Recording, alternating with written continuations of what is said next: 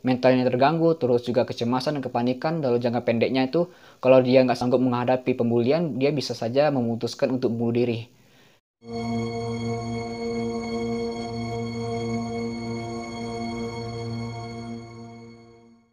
Di video-video sebelumnya, saya sempat berbagi tips bagaimana cara kita mengatasi bullying di sekolah.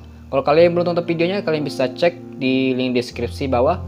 Nah, sekarang saya akan berbagi lagi atau sharing lagi tentang bullying.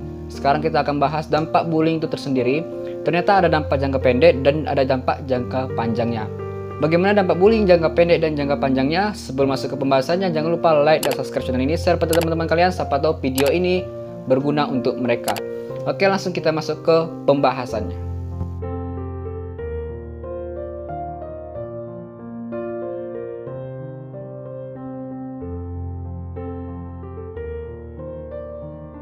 Saya Jody Aransa, saya adalah korban bullying. Saya dibully sejak kelas 3 SD dan sampai sekarang mungkin sih ada yang membuli saya, tapi itu ya saya berbully ya.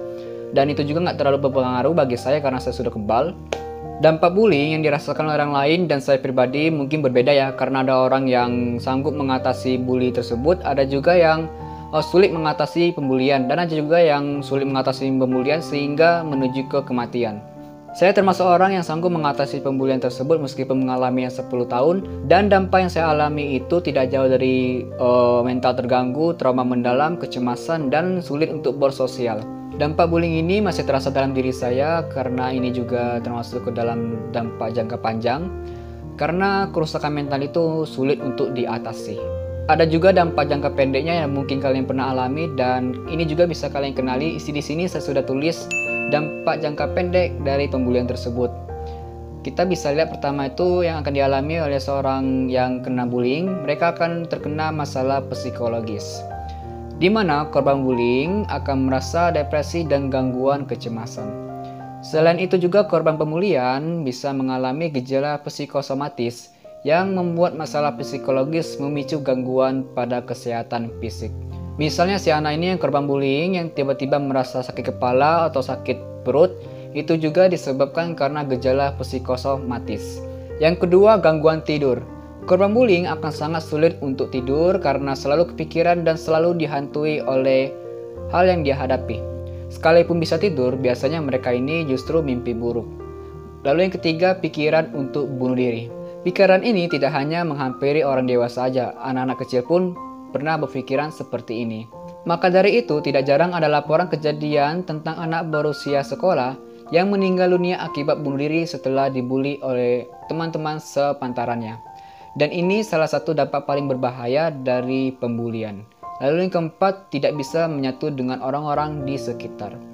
Anak maupun orang dewasa yang mengalami bullying secara tidak langsung ditempatkan pada status yang paling bawah atau paling rendah yang dari rekan-rekannya. Hal ini membuat korban bully menjadi merasa kesepian, terabaikan, dan berujung pada turunnya rasa percaya diri. Lalu yang kelima, korban bully akan merasa gangguan prestasi. Korban bully, terutama anak-anak yang masih bersekolah, akan mengalami kesulitan dalam mencapai prestasi belajar. Mereka akan kesulitan untuk berkonsentrasi di kelas, sering tidak masuk kelas, dan tidak diikutsertakan dalam kegiatan yang ada di sekolah. Itulah dampak bullying dalam jangka pendeknya. Lalu bagaimana dengan dampak jangka panjangnya? Ya, seperti saya bilang tadi, kalau bagi saya dampak jangka panjangnya, saya mengalami trauma mendalam, kecemasan, dan gangguan mental saya terganggu ya, bukan gangguan mental saya terganggu dan sulit untuk bersosial. Nah, di sini para peneliti di Inggris melakukan riset mengenai dampak bullying hingga 40 tahun setelah kejadian.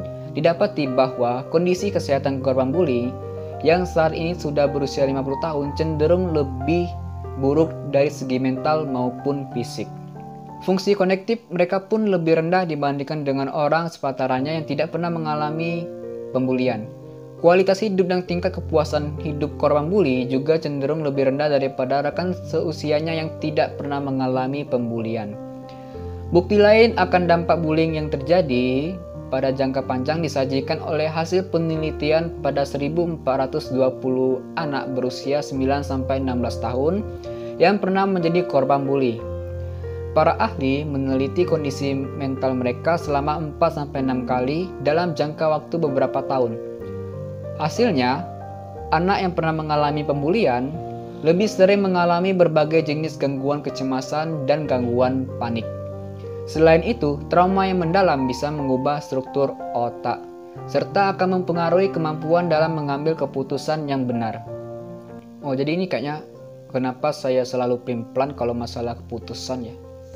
Oke, lalu korban bully di masa kecilnya akan mengalami kesulitan untuk bermasyarakat ketika beranjak dewasa. Nah, apabila Anda atau anak Anda adalah korban bullying, jangan takut untuk mengambil langkah-langkah yang diperlukan untuk menjadi lebih baik.